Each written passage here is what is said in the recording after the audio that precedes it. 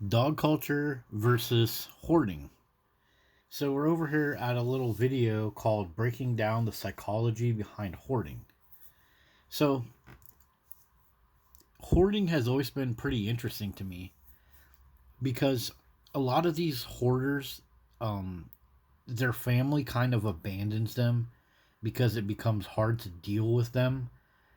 But, I think if the family actually stepped up and kind of, you know, got a little bit aggressive and a little bit purposeful, that the hoarding wouldn't be so bad. And there's a lot of other interesting factors about hoarding, but it's just always interested me, and so has dog culture.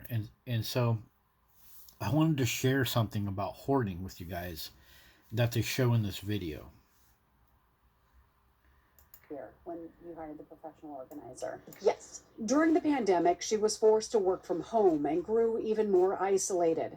Dawn says it only added to her condition and caused her to buy more. So check out this story. I'll put the link in the description. So this lady during the pandemic, she was alone, so she bought these Barbie dolls. So I mean, that's a little bit weird and stuff, but look at what she does with the Barbie dolls. And then compare this to the people that were forced to, I'm sorry, not forced, coerced, and encouraged emotionally to get a bunch of dogs in their house during the pandemic. And compare that to the hoarding of these dolls. Because something I've noticed is hoarders that hoard dogs, their houses and lives are just in a shambles. But hoarders that don't have dogs as part of their hoarding, they're actually a lot cleaner and a lot healthier. And they're actually a lot more willing to talk about their problem with their fellow people. And this little video is a really good example of that. I developed an obsession with buying Barbie things during COVID as a survival mechanism. I take their pictures and I put them. So check this out. Check out this little book she has. I don't know who made this book, but it looks like she made the book herself. But that's kind of cool. She puts the Barbie dolls and the people out in the snow. So this little book that she made, she could sell this or reproduce it. Um, this could be like a good book when you're sitting at the doctor's office waiting, like in a waiting room or other areas. You could scroll through this, and if you don't have the ability to get out in the snow or to experience this kind of stuff, you could check out her pictures and get some good results from it. But when you own a dog, you can't create stuff like this. Little scenarios. They became my family during the pandemic because I had no one to turn to. When you look at your home right now, what do you see? So, I mean, that does kind of sound like dogs too. Like, my dogs are my family. I had to turn to them. But having a dog in this hoarder situation, you're going to trip over stuff more. The dog is going to, urine and feces is going to be hidden all over this place. And so she got Barbie dolls because she thought those would be her family, which, yeah, that's kind of pathological. Barbie dolls can't be your family. But neither can a dog. A dog truly cannot be your family. The Barbie dolls can be put away over here on the counter and they can be brought out when they need to be. But a dog would be running around, piss over here, poop over here, chew this up, bite this, run out that door, run underneath the car, jump up here and chew the laundry. So, compare dog ownership to hoarding, and it makes hoarding actually look like pretty damn healthy, as far as I can tell. So check out the way this lady describes her hoarding. I see a prison. I become paralyzed with picking up and sorting out what to do. Therapists say. Isn't that very much like dog ownership? You become paralyzed in your own house because you can only leave for a certain amount of time. You have to get back so the dog doesn't chew stuff up. You have to check in on your ring camera. You have to get back and refill the water bowl. You have to make sure all the toys are picked up. You got to make sure the 36 pack of toilet paper is up high enough that the dog can't completely shred it. Yeah. And with hoarding, at least the objects that are holding you back, at least they just sit there. At least they are inert. With dog hoarding and dog ownership, those objects, when you leave the house for a certain amount of time, they can trash the other objects in your house. There isn't a quick fix, if you will, for hoarding. It's really a legitimate mental illness. Wow. So he's calling hoarding a legitimate mental illness.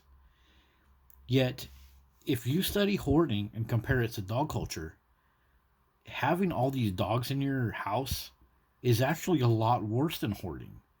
So it seems to me dog ownership is very much a mental illness that is very similar to hoarding.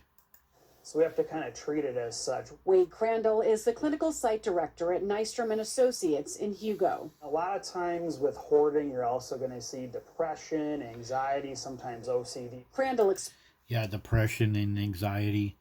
All dog owners will tell you that if it wasn't for my dog, I would have frickin' swallowed a frickin' slug. I would have, dog owners are constantly talking about there's no way that they could live without their dog. If it wasn't for their dog, they would have, explicitive, not allowed on YouTube to quote. So, I mean, that's very similar too. They see depression, anxiety, sometimes OCD. Crandall explains sometimes people will hang on to their items as a way to manage trauma, or the behavior can be normalized by a family member who hoards. Yeah, the behavior can be normalized by a family member that hoards. Well, the behavior of dog ownership can also be normalized by one of your fellow family members or friends, or many of, like your Facebook people. So many people on Facebook and other places, they say, oh my gosh, my dog ruined this, chewed that, ate my husband's hiking boots, busted the glass going after the mailman. But I love him. I love my pupper still, even though the vet bill is up to $4,300 and the bark box subscription is this much money. So with hoarding, a fellow hoarding family member contributes to this. It's the same thing with dog ownership. Many people have regret about owning dogs, but then their family members, they'll be like, oh, but we still love him. He bit the mailman. He bit grandma. He ruined dinner. He ruined the picnic. But we still love him. He's our cuddle bumpkins. So yeah, just like with hoarding, the family members, they encourage this pathological behavior. There are other reasons. Another big one that we're seeing is people that have been through grief and loss, particularly what we call unrecognized loss. So losses that society doesn't acknowledge, so loss of job, loss of status. He says during the That happens in dog culture too. People have a loss, and instead of helping your friends and family members, you just tell them, hey, just go get a dog, man. Just go get a couple dogs. You lost your job, you're homeless, your truck broke down, you need money for tires, your wife broke up with you. Hey, just go get a dog and be like me. Dog owners do that to each other all the time. Crazy story, a lot of my Marine Corps veterans that have failed marriages and they're divorced and they have terrible stuff going on in their life, when I've talked to them and tried to help them, they tell me, you need to get a dog, bro. I'm like, oh, okay. I don't need a dog, but yeah, family members do that to each other. Let's fast forward in this video a little bit and look at some of the stuff Wade Crandall. This guy is actually part of a hoarding task force. Pretty interesting.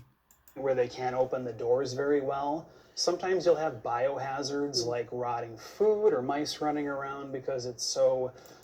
Yeah, biohazards. He's not going to mention it, but with dog hoarding, it's feces, urine, and other parts of dogs. Has so much of that stuff in there. Mm-hmm. I know we have pictures of some of the levels. What levels do we have pictures of, Jen? Do you know? But we did have some photos we wanted to call up. But many people fall into that first category. I mean, I personally, I come from a long line of savers. I guess I wouldn't use the word hoarding, but we have those tendencies to hold on to things. I'm very nostalgic about random things that I know I'll never look at again. I mean, when does it become a concern? Well, that's a really good question. I mean, it really becomes a concern when it messes with your functioning, so you can't get in and out of your house, your social life is being diminished. And there it is. You cannot get in and out of your house, and your social life is being diminished. So many people with dogs, they gladly sacrifice their social life. Oh, you don't want to come to my house? You don't like pet hair in your tacos? Well, don't come over. They will have stickers and signs and doormats and decals on their cars exclaiming this. And hoarders are very much the same way. If you tell a hoarder, hey, I can't come over to your house, there's too much clutter, it's hard to get around, well, they will just hoard more. The same thing with the dog owner. It's like, hey, I came over to your house the other night and your dog's slobbering on my kids and jumped on my husband. What will the dog owner say? Well, don't come over then because dogs are better than humans. It's the same thing with hoarding. So, this mental illness with hoarding and with dogs, we should have a look at it and see why this is affecting us and how this is affecting us. But something I've noticed though, as we look at these hoarding cases, they're pretty crappy, right? But when there's not a pet involved, when there's not a dog involved, they're actually less crappier. So, anyways, that has been a look and a share about this little video on hoarding. Have a look at it if you have some time, but it really relates to dog culture in so many ways. Thanks. See you guys later.